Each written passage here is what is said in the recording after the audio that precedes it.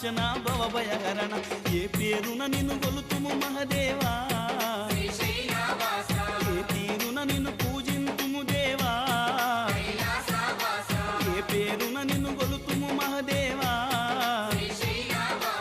ఏ తీరున నిన్ను పూజింతుము దేవా శ్రీశైలవాస శ్రీ మల్లినాథ నీ దర్శన భాగ్యం ఈవయ్యా మా జ్యోతిర్లింగా ఈ జన్మకు మోక్షం ఈవయ్యా ఓం జై జగదీశ